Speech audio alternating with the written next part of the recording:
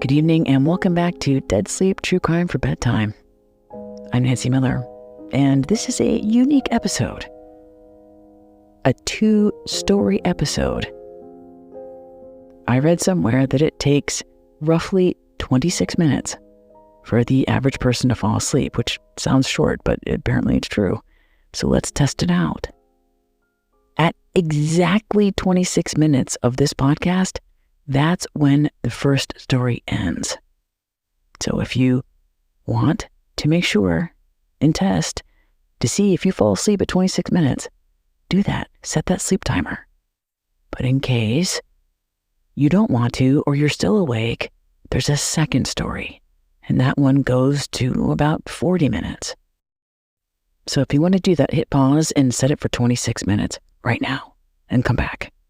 And there are a couple of reasons for this 2-for-1 episode. 1, I want to try it. And 2, I will actually be away for a couple of weeks, putting the finishing touches on a new series, a new true crime saga, a limited series that's not for bedtime. It's actually a reported investigative series I did a couple of years ago, been working on for a while. It's not a bedtime show. It's a whole other different limited series. But it's about a very strange serial killer case, one that you might not have heard of, one that I got a chance to investigate pretty deeply over these past couple of years. I look forward to sharing more about that very soon. So with that, let's settle in for the night. Get comfortable, close our eyes, and get ready to fall dead asleep with Dead Sleep True Crime for Bedtime. In an observation I've made over this past year of making the show. Call it confirmation bias, or maybe it's just fact. True crime is everywhere. So if anyone ever judges you or tries to throw shade at your interest in true crime, you can just say one name. 2 words. Sophocles, motherfucker. Because Sophocles, the ancient Greek playwright, wrote really the first detective story. We know it as Oedipus Rex, the story of a young man who is a king with a wife who is slightly older than he is, kind of an Ashton Kutcher Demi Moore back in the day, and a curiosity, a mystery that has plagued him for as long as he can remember. Who killed his father? Oedipus is a tragedy, a stage play, one of the first stage plays. And while the story of Oedipus isn't drawn from exact real-life events, those who would see the play back in 429 BC, or CE, however you want to frame it, they would recognize things about the past, about past illnesses, past wars, and past leaders, along with Greek gods and goddesses, which were the prevailing types of religious beliefs at that time. They would recognize those things. It is first and foremost a Greek tragedy, a classic, that would later become a cornerstone of Freudian analysis in the Oedipal complex. But to people like me, people like us, true crime people, it's a story about a DIY detective, an amateur sleuth, trying to find out the defining mystery of his life. Who killed his father? So the whole play is essentially that investigation, one that ends like a crime thriller with an ironic twist. The man who murdered his father is, of course, Oedipus himself. Not only that, he married his mother and ultimately discovers he's committed 2 legal and moral atrocities: patricide and incest. And what's a guy to do, of course, except pluck out his own eyes? And that's just one example. That those tropes of classic crime and true crime storytelling, whether directly or indirectly, can be found, or at least interpreted in, a surprising number of some of the most famous, most influential classic works of literature. And some of those connections are quite literal. You'll remember in an episode we did called Hunted Down that Charles Dickens started his career as a crime reporter and later a court reporter, and became so obsessed with the serial killer case that even when he was famous, after Oliver Twist and A Christmas Carol, he wrote a short story inspired by a serial killer case in England decades before Jack the Ripper, a case he couldn't get out of his mind. Check out that previous episode if you haven't had a chance yet. And tonight's episode is featuring the work of an American author from around that same time as Charles Dickens. This is the 1830s and 50s. And this author, his name is Nathaniel Hawthorne. You probably know him from sophomore English if you are here in the United States. We all read The Scarlet Letter. A dark romance of sorts, a work of fiction about a woman named Hester Prynne who has an affair with another man, a local man who she won't say who it is, but the result is a child. And from that moment of that affair, Hester Prynne is branded with a scarlet letter, an A for adultery. Now, this time of year, most people turn to Edgar Allan Poe to get their Halloween creepy story fix. But I'm going to focus on the lesser known, and in my opinion, more interesting, chilling tales by Nathaniel Hawthorne. What I like about Nathaniel Hawthorne is that he liked telling stories about women in complicated situations, psychological thrillers. And he was a feminist in his way, exploring this imbalance of power and circumstances that women find themselves in. But what I like about Nathaniel Hawthorne is that he was also a true crime obsessive and an insomniac. And apparently when he was older, before he died in 1864 at the age of 60, Nathaniel Hawthorne would read court transcripts from old murder cases to help him fall asleep. So we're not alone. And before that, he had this fascination with this cultural phenomenon back then called wax effigies. In our day, when there's a true crime thing, a murder that happens, our next steps to enshrine and understand it is to do a podcast, make a documentary. Well, back then, they made wax effigies, that's wax sculptures, of these killers. Some of them had been convicted and hanged. Some of them had been exonerated. But it was a phenomenon to create life-size versions of these criminals, these killers, and notorious figures in true crime. So people could be next to them, walk around them, and see what they were like, up close and personal. These wax effigies, these wax sculptures, kind of like Madame Tussauds with a twist, they would travel around the country and have these exhibitions.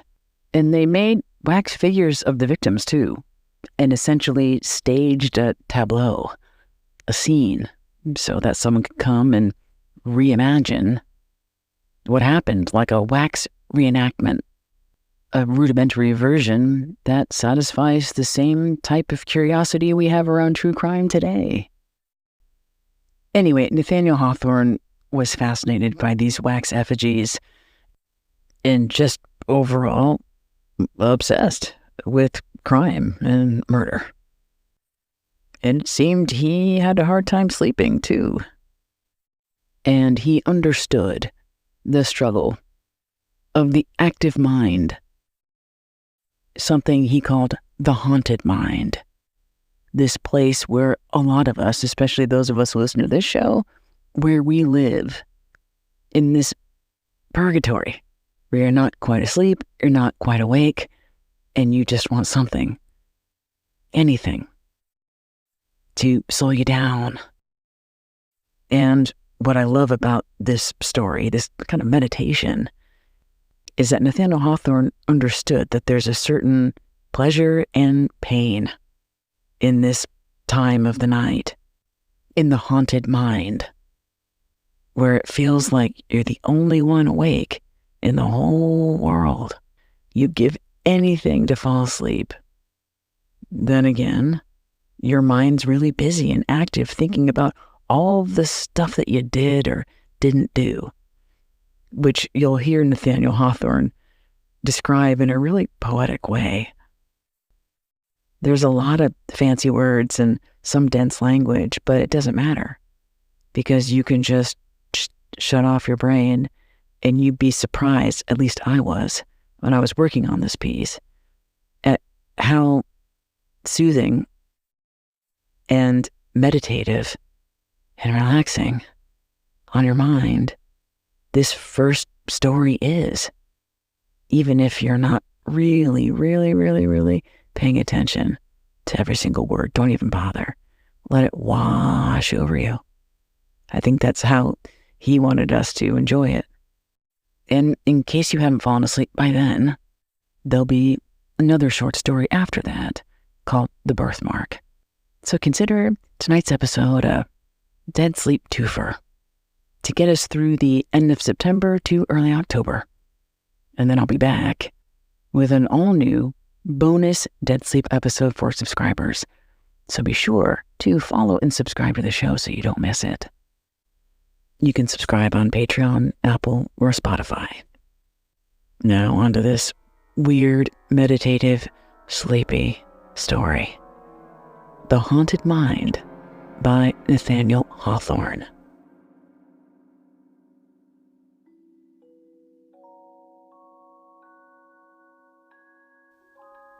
What a singular moment is this one, when you've just begun this state, the start of a midnight slumber. When you opened your eyes so suddenly, you've surprised the people, the figures in your dream, the ones that had gathered round your bed, and you catch one broad glance at them before your eyes open and they flit away back into dreamy obscurity.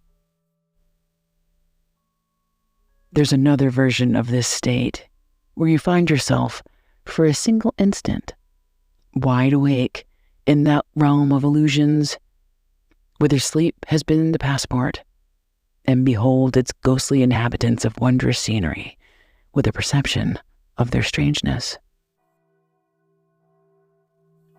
The distant sound of a church clock is borne faintly on the wind. You question with yourself, half seriously, whether it's in your waking ear from some gray tower or somewhere within the precincts of your dream. While still in suspense, another clock flings its heavy clang over the slumbering town, with so full and distinct a sound, in such a long murmur in the neighboring air, that you are certain it must proceed from the steeple at the nearest corner. You count the strokes. 1, 2, and there they cease, with a booming sound like the gathering of a third stroke within the bell. If you could choose an hour of wakefulness out of the whole night, it would be this. Since your sober bedtime at 11, you've had enough rest to take off the pressure of yesterday's fatigue, while before you, till the sun comes from far away to brighten your window, there is almost the space of a summer night. 1 hour to be spent in thought, with the mind's eye half shut, and 2 in pleasant dreams, and 2 in that strangest of enjoyments, the forgetfulness alike of joy and woe. The moment of rising belongs to another period of time. It appears so distant that the plunge out of a warm bed into the frosty air cannot yet be anticipated with dismay. Yesterday has already vanished among the shadows of the past. Tomorrow has not yet emerged from the future. You have found an intermediate space where the business of life does not intrude, where the passing moment lingers and becomes truly the present, a spot where Father Time, when he thinks nobody is watching him, sits down by the wayside to take breath. Oh, that he would fall asleep and let mortals live on without growing older. Before this, you have lain perfectly still, because the slightest motion would dissipate the fragments of your slumber. Now, being irrevocably awake, you peep through the half-drawn window curtain and observe that the glass is ornamented with fanciful devices and frostwork, and that each pane presents something like a frozen dream.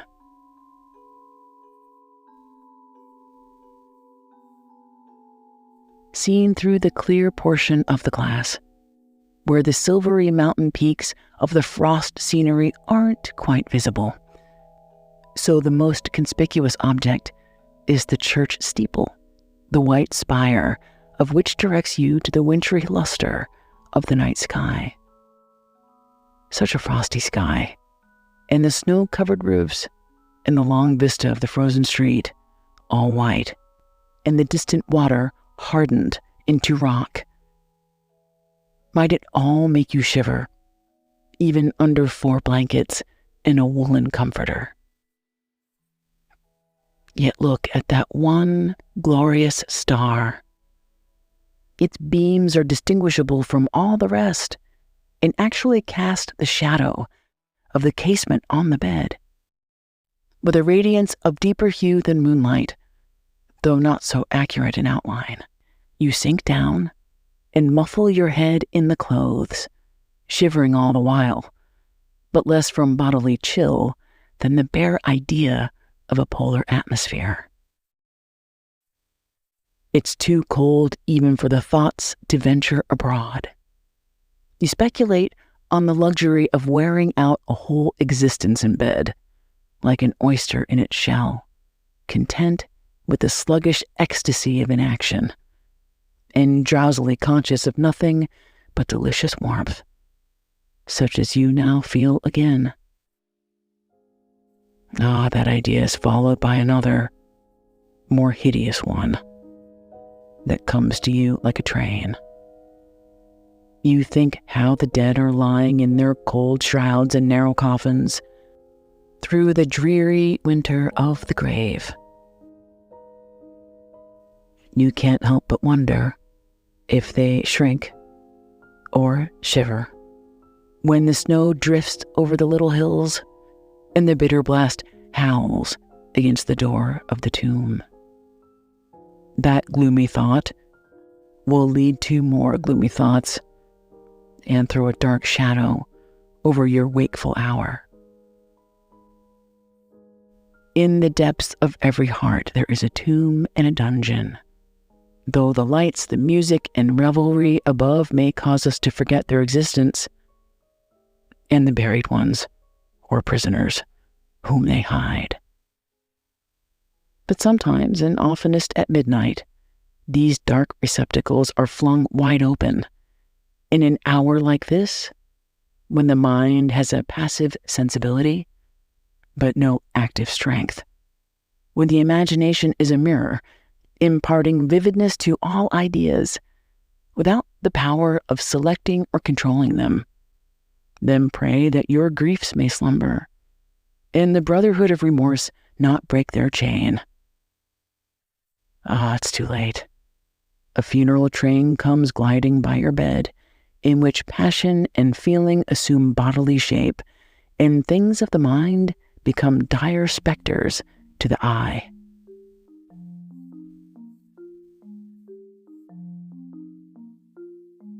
There is your earliest sorrow, a pale young mourner, wearing a sister's likeness to first love, sadly beautiful, with a hallowed sweetness in her melancholy features, and grace in the flow of her sable robe. Next appears a shade of ruined loveliness, with dust among her golden hair, and her bright garments all faded and defaced, stealing from your glance with drooping head, as fearful of reproach. She was your fondest hope, but a delusive one, so call her disappointment now. A sterner form comes forward, with a brow of wrinkles, a look and gesture of iron authority. There is no name for him unless it be fatality, an emblem of the evil influence that rules your fortunes, a demon to whom you subjected yourself by some error of the outset of life, and were bound his slave forever by once obeying him, his pointed finger touching the sore place in your heart.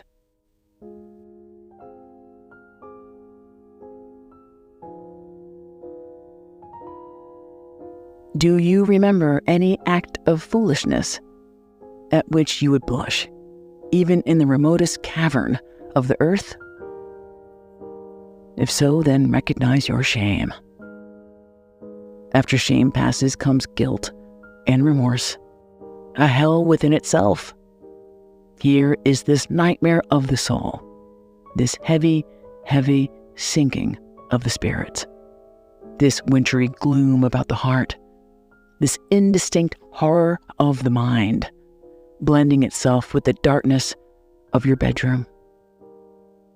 By a desperate effort, you wake up, breaking from a sort of conscious sleep, and gazing wildly around the bed, as if the fiends were anywhere but in your haunted mind.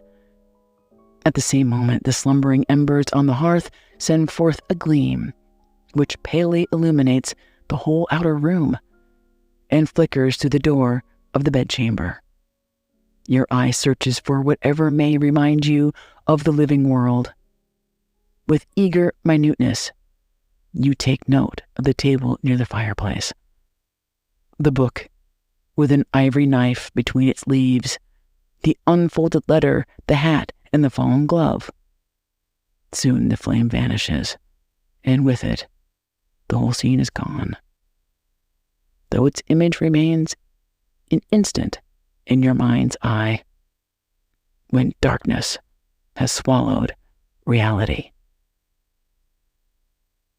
As your head falls back upon the pillow, you think, in a whisper be it spoken, how pleasant in these night solitudes would be the rise and fall of a softer breathing than your own, the quiet throb of a purer heart, imparting its peacefulness to your troubled one.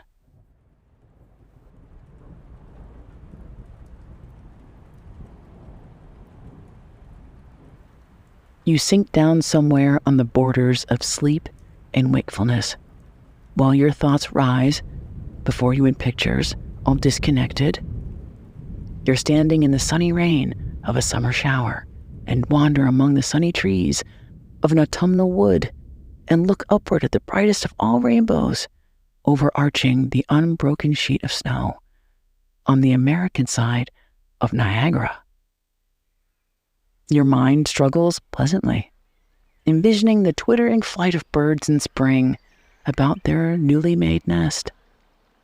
You feel the merry bounding of a ship before the breeze, and watch the tuneful feet of girls as they twine their last and merriest dance in a splendid ballroom, and find yourself in the brilliant circle of a crowded theater as the curtain falls over a light and airy scene. With an involuntary start, you seize hold on consciousness and prove yourself but half awake by running a doubtful parallel between human life and the hour which has now elapsed. And now you emerge from mystery with the sound of a distant clock, the sounds growing fainter and fainter as you plunge further into the wilderness of sleep. It is the knell of a temporary death. Your spirit has departed and strays like a free citizen among the people of a shadowy world, beholding strange sights. Yet without wonder or dismay, so calm, perhaps, will be the final change, so undisturbed, as if among familiar things, the entrance of the soul to its eternal home.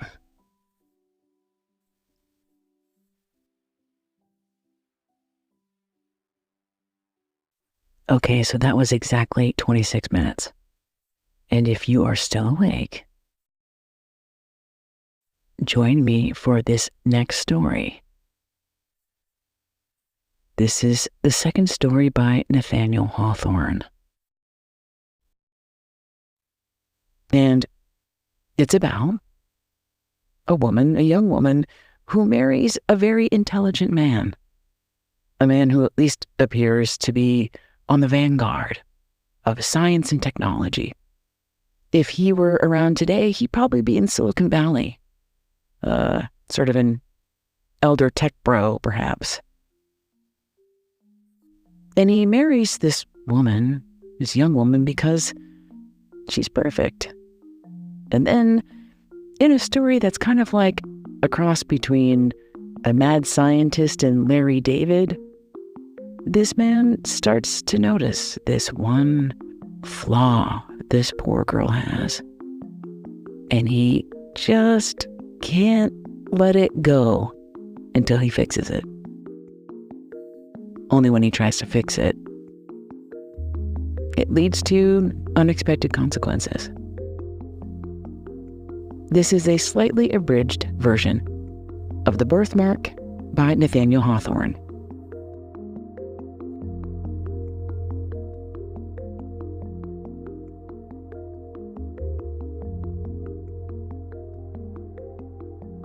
A long time ago, there lived a skillful scientist who had experienced a spiritual reaction more striking than any chemical one. He had left his laboratory in the care of his assistant, washed the chemicals from his hands, and asked a beautiful woman to become his wife. In those days, new scientific discoveries, such as electricity, seemed to open paths into the area of miracles. It was not unusual for the love of science to compete with the love of a woman.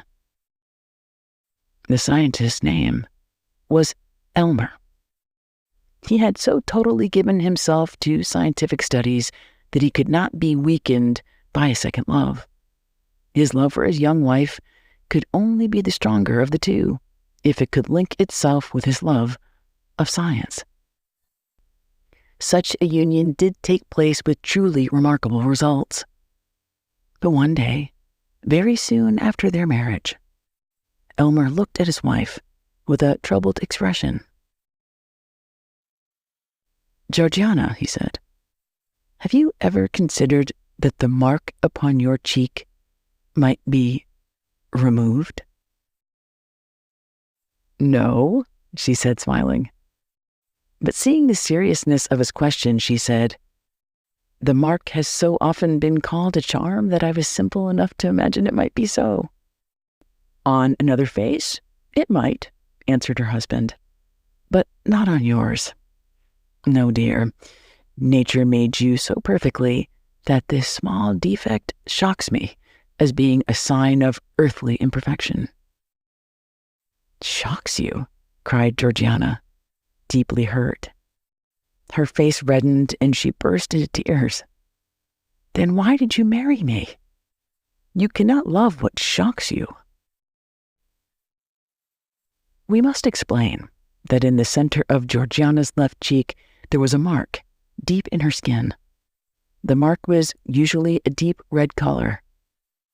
When Georgiana blushed, the mark became less visible. But when she turned pale, there was the mark, like a red stain upon snow. The birthmark would come and go with the emotions in her heart. The mark was shaped like a very small human hand. Georgiana's past lovers used to say that the hand of a magical fairy had touched her face when she was born. Many a gentleman would have risked his life for the honor of kissing that mysterious hand. But other people had different opinions.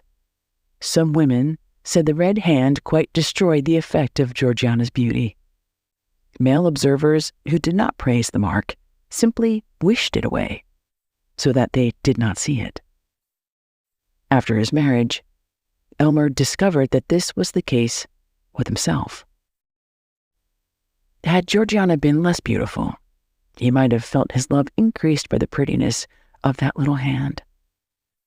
But because she was otherwise so perfect, he found the mark had become unbearable. Elmer saw the mark as a sign of his wife's eventual sadness, sickness, and death. Soon, the birthmark caused him more pain than Georgiana's beauty had ever given him pleasure. During a period that should have been their happiest, Elmer could only think of this disastrous subject. With the morning light, Elmer opened his eyes upon his wife's face and recognized the sign of imperfection. When they sat together in the evening near the fire, he would look at the mark. Georgiana soon began to fear his look. His expression would make her face go pale, and the birthmark would stand out like a red jewel on white stone. "Do you remember, dear Elmer, about the dream you had last night, about this hateful mark?" she asked with a weak smile. "None whatever," answered Elmer, surprised. The mind is in a sad state when sleep cannot control its ghosts and allows them to break free with their secrets. Elmer now remembered his dream. He had imagined himself with his assistant, Aminadab, trying to remove the birthmark with an operation. But the deeper his knife went, the deeper the small heart sank, until it caught hold of Georgiana's heart. Elmer felt guilty remembering the dream. "Elmer," said Georgiana, "I do not know what the cost would be to both of us to remove this birthmark. Removing it could deform my face or damage my health." "Dearest Georgiana, I have spent much thought on the subject," said Elmer. "I am sure it can be removed." "Then let the attempt be made at any risk," said Georgiana. "Life is not worth living, while this hateful mark makes me the object of your horror. You have deep science and have made great discoveries. Remove this little mark for the sake of your peace and my own." "Dearest wife," cried Elmer, "do not doubt my power. I am ready to make this cheek as perfect as its pear."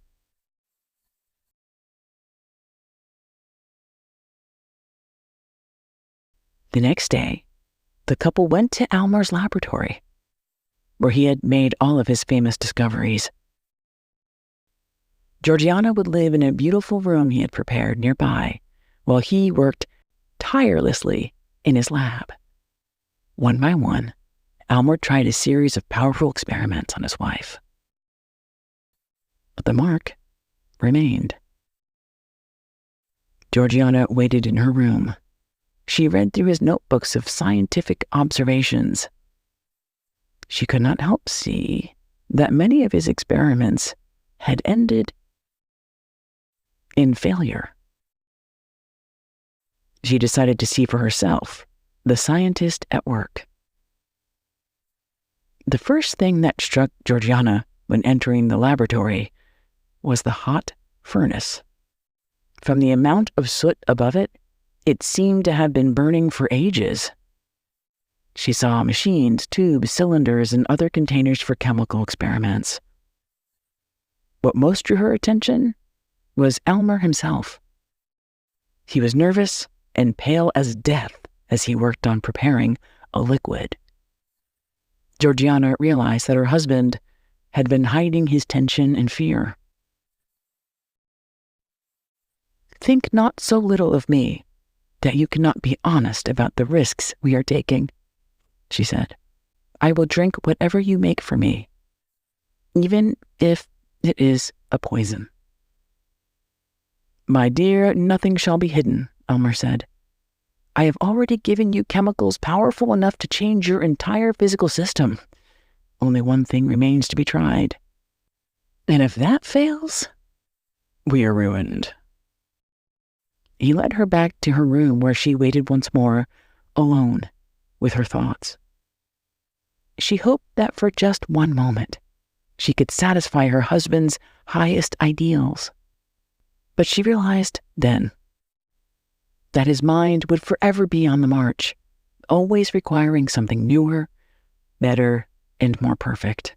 Hours later, Elmer returned, carrying a crystal glass with a colorless liquid.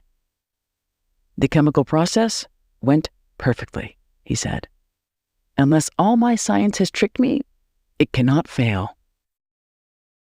To test the liquid, he placed a drop in the soil of a dying flower growing in a pot in the room. In a few moments, the plant became healthy and green once more. "I do not need proof," Georgiana said quietly. "Give me the glass. I am happy to put my life in your hands." She drank the liquid and immediately fell asleep. Elmer sat next to his wife, observing her and taking notes. He noted everything: her breathing, the movement of an eyelid. He stared at the birthmark, and slowly, with every breath that came and went, it lost some of its brightness. "By heaven, it is nearly gone," said Elmer. "Success! Success!" He opened the window covering to see her face in daylight. She was so pale. Georgiana opened her eyes and looked into the mirror her husband held. She tried to smile as she saw the barely visible mark. "My poor Elmer," she said gently. "Poor? No, I'm the richest, happiest, and most favored," he exclaimed. "My peerless bride, we were successful.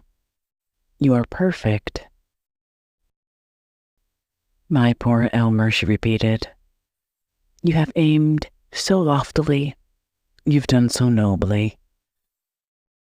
Do not repent that with so high and pure a feeling, you've rejected the best the earth could offer. Elmer, my dearest Elmer, I am dying." And it was true. The little hand on her face had been her link to life.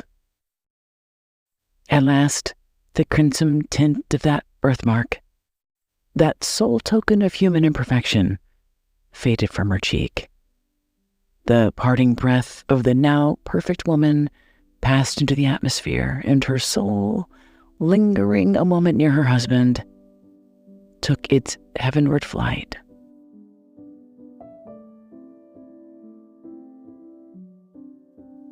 Blinded by meaningless imperfection and an impossible goal, Elmer had thrown away her life, and with it, his only chance for happiness. In trying to improve his lovely wife, in living only for the future perfect, he'd failed to realize she'd been perfect all along.